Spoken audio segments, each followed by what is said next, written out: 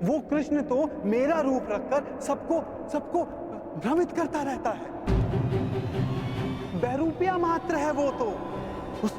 उस कृष्ण का तो इस संसार से अब एक और शब्द वासुदेव के विरुद्ध मत कहना, अन्यथा क्या अंगराज? हाँ? मार डालोगे मुझे? मार डालोगे?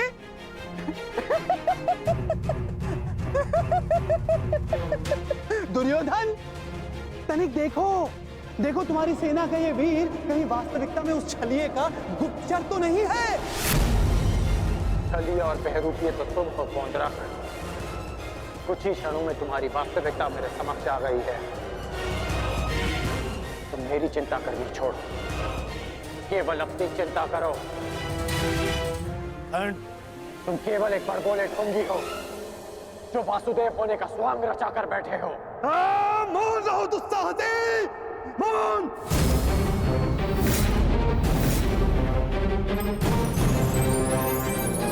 तेरा इतना दुस्साहस कि तू मुझे पौंद्र का वासुदेव को ढोंगी कहता है, मूर्ख! शांत हो जाओ मित्र, शांत हो जाओ। पौंद्र, कर्ण का यह तात्पर्य नहीं था। मेरा यही तात्पर्य था। ये ढोंगी है।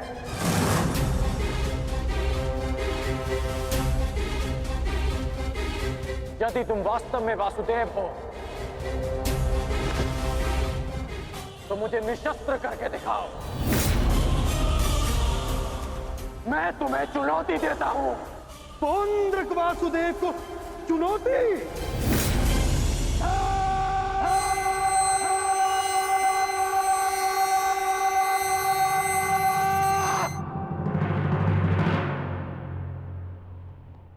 ऐसे खड़े खड़े देख क्या रहा है तू, मूर्ख? हाँ, मेरे साथ युद्ध कर। मेरे हाथों मरेगा, तुझे मोक्ष मिलेगा। हाँ, जिस प्रकार आज मैं तेरा अंत करने वाला हूं, उसी प्रकार मैं उस कृष्ण का भी अंत करूंगा, उस रणछोड़ का। जो रासलीला के नाम पर स्त्रियों को भ्रमित करता है, जो बाल क्रीड़ा के नाम पर स्त्रियों के वस्त्र चुराता है, जो स्वयंवर से स्त्रियों का हरण करता है, उस कृष्ण का पक्ष ले रहा है तू। उसके लिए तू मुझसे युद्ध कर रहा है। उस कृष्ण का भी मैं वध करूंगा, पहले तेरा, उसके बाद उसका। अब तुम्हें सीमा पार करती है।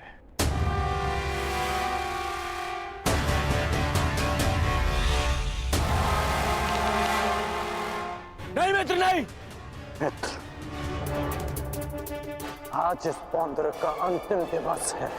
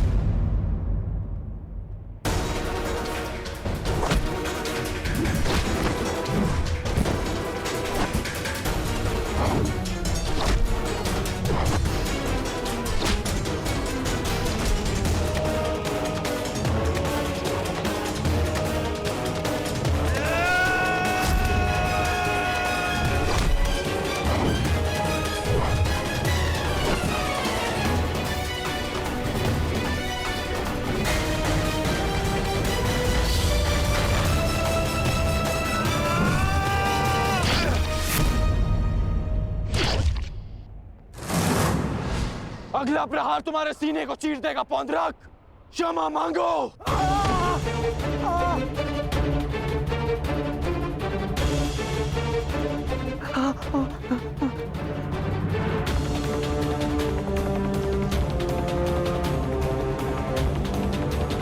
अब बोलो, क्या कह रहे थे तुम?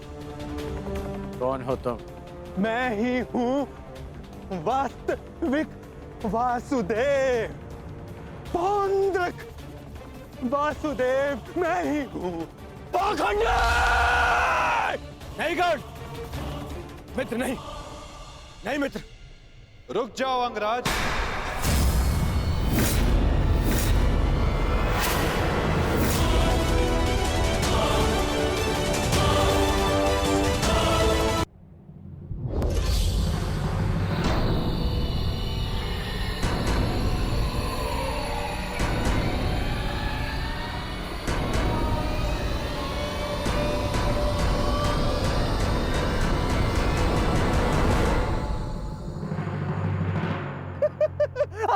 आ गया तू, चलिए आ गया। अंततः वो दिन आ गया कृष्ण, जिसकी वर्षों से मुझे प्रतीक्षा थी। यदि अंत से पूर्व मनुष्य को उसकी भूल का भान हो जाए तो अच्छा ही होता है। अब तो तुम्हें विश्वास हो गया होगा कि वास्तविक वासुदेव कौन है। मैं ही हूं वास्तविक वासुदेव, पौंद्रक वासुदेव। इसलिए जिसका अधिकार आरंभ से केवल मेरा है, मुझे मेरा सुदर्शन चक्र दे दो कृष्ण। देने ही तो आया हूं तुम, परंतु चेतावनी, मैं तुम्हें बहुत अवसर दे चुका हूं पौंड्रक। तुम्हारे पाप का घड़ा भरता जा रहा है पौंड्रक। अब मेरा स्वांग रचना बंद करो। चुप कर छलिया कृष्ण। तू ढोंग, तू छलिया मुझे बताएगा कि अब मुझे क्या करना चाहिए और क्या नहीं। जो तुझे देव मानते हैं ना, वो सब दृष्टिहीन है और बुद्धिहीन भी। परंतु मैं नहीं हूं। अपने सहयोगियों को धैर्य की महिमा समझाओ दुर्योधन। युद्ध प्रारंभ होने में अभी समय शेष है और समय से पूर्व युद्ध को आमंत्रण देना सर्वनाश को आमंत्रित करने के समान होता है दुर्योधन। क्योंकि इस समय मैं अस्त्र ना उठाने के लिए बंधित नहीं हूं। मनुष्य को खाई में गिराने के लिए उसका केवल एक पग पर्याप्त होता है पौंड्रक। अभी अभी मैंने कर्ण को रोककर तुम्हें मृत्यु के मुख में जाने से रोका है। कदाचित तुम्हारा अगला पग तुम्हारा अंत ना रोक पाए पौंड्रक।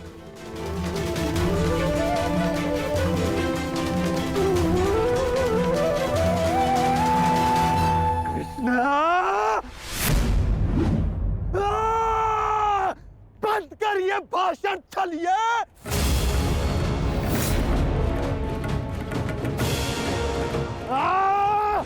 छलिए पाखंडी, आज मैं तेरा अंत करके ही रहूंगा कृष्ण।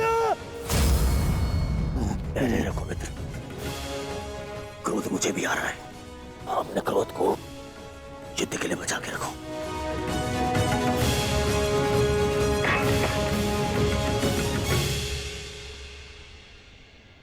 ठीक कहा वासुदेव, युद्ध होगा, परंतु उचित समय पर और उचित स्थान पर। उस महायुद्ध के प्रथम दिवस पर मैं आपको उत्तर अवश्य दूंगा।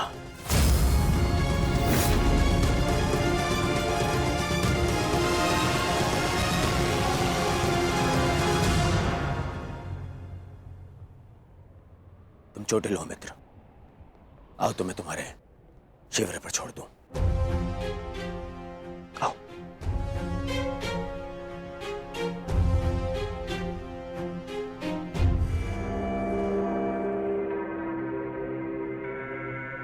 मित्रकांड, तुमसे हस्तिनापुर पे भेंट होगी। आशा है तब तक तुम अपने इस भ्रम से निकल जाओगे और तब तुम समझोगे कि मेरा चुनाव उचित था। आशा तो मुझे थी मित्र कि तुम अपने भ्रम से निकलकर वास्तविक शक्ति को पहचानोगे, परंतु अब कोई लाभ नहीं। जो हानि तुमने स्वयं को और हम सबको पहुंचानी थी, वो तुम पहुंचा चुके हो। चल मोटे, आज कृष्ण, मैं अपना सुदर्शन चक्र तुझसे लेकर रहूंगा, जिस पर आरंभ से केवल मेरा अधिकार था, है और रहेगा।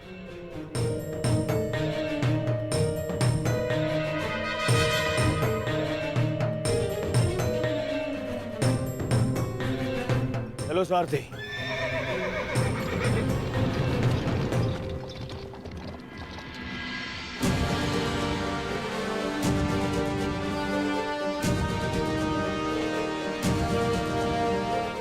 प्रणिपात वासुदेव,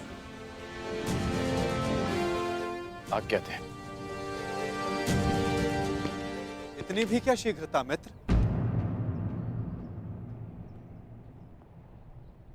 सारथी रह चुका हूं तुम्हारा, आज भी अपने रथी का मन पढ़ सकता है ये नटवर।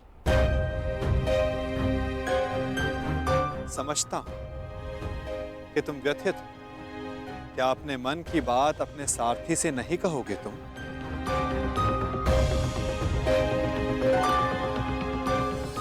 अपने रथी का मन आप पढ़ सकते हैं ना, तो पढ़ लीजिए। इसीलिए कहता हूं मित्र, तुम्हें प्रसन्न होना चाहिए। दुर्योधन ने उचित चुनाव किया, उसे शक्ति चाहिए थी, उसे मिल गई। नारायणी सेना अब उसके आदेश के अधीन होगी। नारायणी सेना में नारायण ही ना हो तो वो कैसी नारायणी सेना केशव?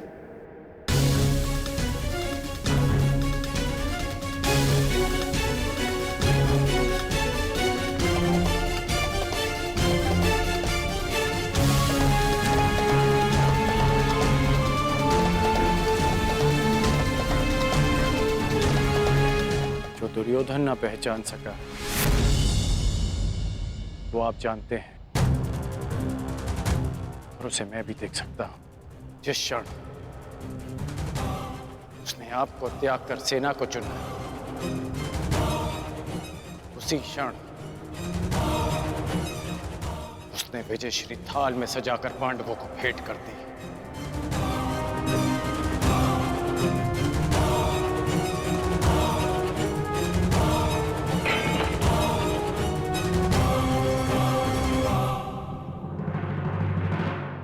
तुम्हें ऐसा क्यों लगता है मित्र? नारायणी सेना दुर्योधन के अधीन होने से उसकी शक्ति में वृद्धि अवश्य हुई है। तुम्हें नहीं लगता कि अर्जुन ने भूल की? क्या मिला उसे निहत्थे कृष्ण को चुनने से? जिसके हाथ के संकेत से सृष्टि बनती है और बिगड़ती है, वो कैसे निहत्था हो सकता है वासुदेव? परंतु सत्य ये भी है मित्र कि मेरे युद्ध में उपस्थित रहने पर मैं युद्ध नहीं करूं, तो फिर मुझसे किसी को क्या हानि और क्या लाभ? सबसे बड़ा अस्त्र तो आप चला चुके हैं, स्वयं को दुर्योधन के विपक्ष में रखकर। आप ही कहते हैं ना कि निर्णय ना लेना भी कभी कभी सबसे महत्वपूर्ण निर्णय होता है, कि हम पक्ष ना चुनकर भी कभी कभी पक्षपात कर जाते हैं, भले ही संसार ना देख पाए। परंतु मैं जानता हूं कि आपने पक्ष लिया है वासुदेव।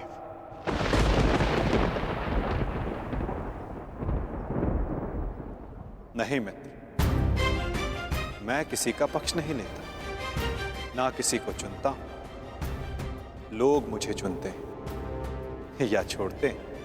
मानता हूं कि आपने किसी को नहीं चुना, परंतु आपने दुर्योधन को बाध्य किया कि वो आपको ना चुने। आपने ऐसी परिस्थितियां उत्पन्न की कि वो ही आपको चुने जिसे आप चुनना चाहते हैं।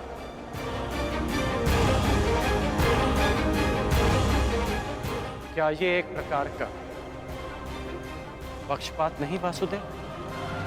तुम्हारी यही प्रवृत्ति मुझे भाती है मित्र, और तुम्हें सबसे भिन्न बनाती है। तुम बुद्धिमान और स्पष्टवादी भी।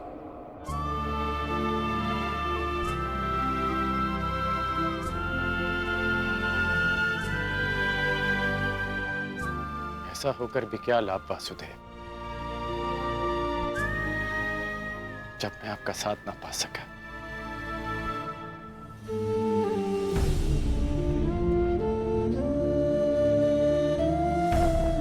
कितने वर्ष हो गए हमारी भेंट को? जब से हम मिले हैं हमारे पक्ष सदा भिन्न थे, परंतु हमारी सोच एक थी वासुदेव।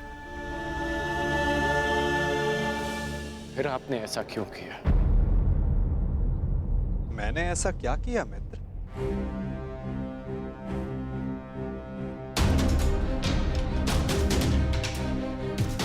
आप सब जानते हैं फिर भी ये प्रश्न कर रहे हैं। अब तो मान जाइए कि आप पक्षपाती हैं। कैसा पक्षपात अंगराज? विराट नगर में मैंने कौरवों और पांडवों को समान अवसर दिए कि द्वारका आकर मुझसे पहले जो समर्थन की मांग करेगा मैं उसी का समर्थन करूंगा। विराट नगर में जब आपने वचन दिया, वहां सब उपस्थित थे, परंतु द्वारका में जो घटित हुआ वो केवल दुर्योधन और अर्जुन ही जानते हैं। दुर्योधन को केवल आपने भ्रम दिया और शक्ति दी अर्जुन को।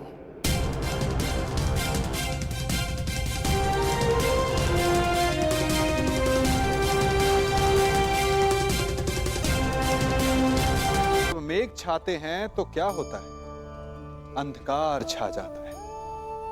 मेघ गरजते हैं, बिजलियां कड़कती हैं, वर्षा होती है। सभी पशु अपने आश्रय स्थल पर जाकर छिप जाते हैं।